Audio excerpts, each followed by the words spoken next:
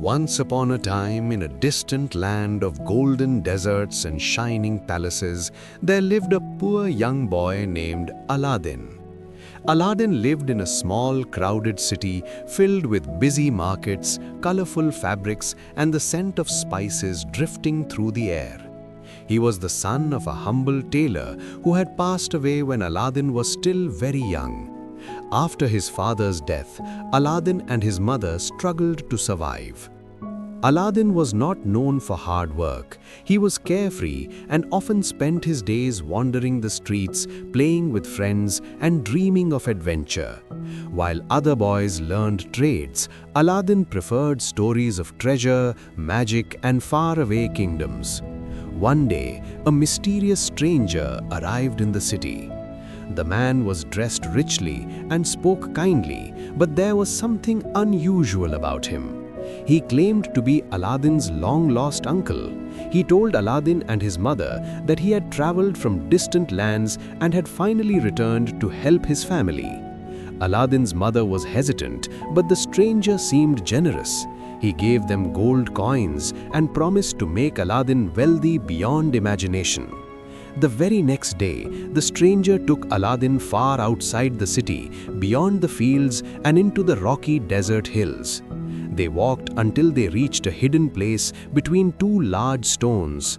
"This," he said, "is where your fortune awaits." He handed Aladdin a small ring and instructed him to stand back. Then the man whispered strange words, and suddenly the ground trembled. A large stone door appeared, hidden beneath the earth. Aladdin stared in amazement. The stranger turned to him and said, "Inside this cave is a treasure beyond measure. You are small enough to enter. Go inside and bring me an old oil lamp that you will find there. Touch nothing else." Aladdin hesitated, but the thought of treasure filled his mind. He stepped down into the dark cave. Inside, he discovered something incredible. The cave was filled with glittering jewels, piles of gold, and trees heavy with sparkling gemstones instead of fruit. Diamonds, rubies, emeralds, treasures beyond imagination surrounded him. At the very end of the cave, resting on a simple pedestal, was an old dusty oil lamp. It looked ordinary, almost worthless, but remembering the stranger's instructions, Aladdin picked up the lamp. On his way back, unable to resist temptation, he filled his pockets with a few shining jewels. Then he climbed toward the entrance.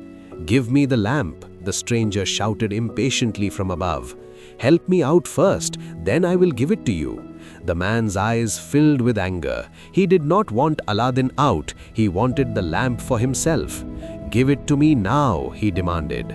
When Aladdin refused, the stranger spoke the same strange words again. Suddenly, the stone door slammed shut. Aladdin was trapped. The cave became dark and silent. Fear filled his heart. He realized that the man was not his uncle at all, but a magician who had tricked him. Aladdin sat alone in the darkness for what felt like hours. In despair, he rubbed his hands together and accidentally rubbed the ring the stranger had given him.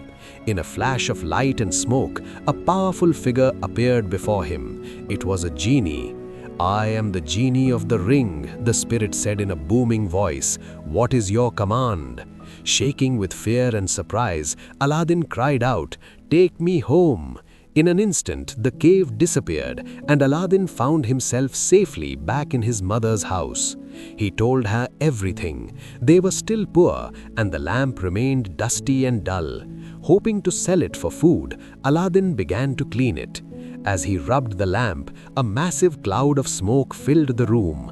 Another genie appeared, even larger and more powerful than the first. "I am the genie of the lamp," the spirit declared. "You are my master. What do you wish?" Aladdin could hardly believe his eyes. He asked for food. Immediately, a grand feast appeared before them. Golden plates, sweet fruits, roasted meats, and shining goblets. For the first time in years, Aladdin and his mother ate until they were satisfied.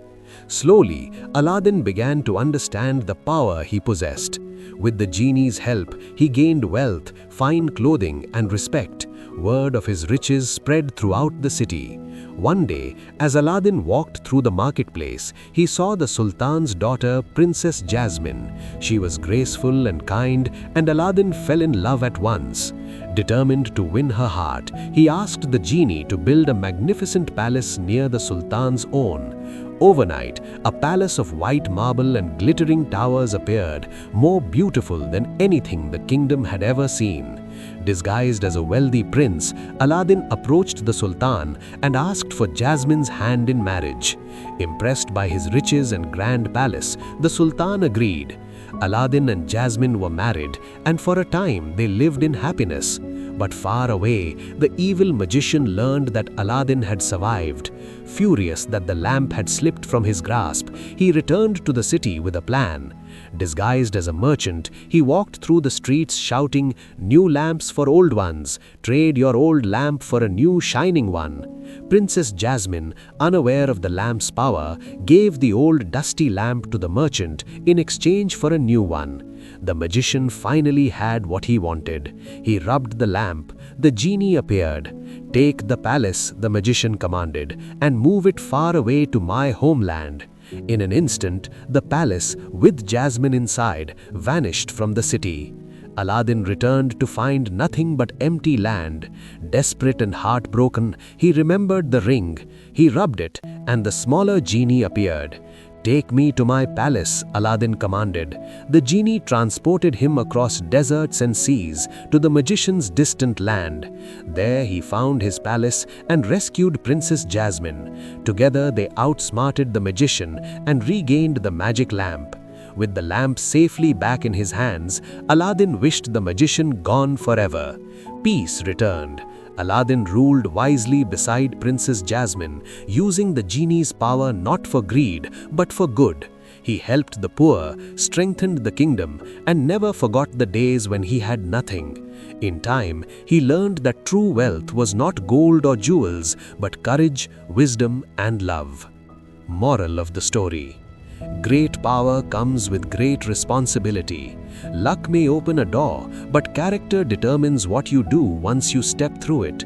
Use your gifts wisely, stay humble in success, and remember that true treasure lies not in magic, but in the goodness of your heart.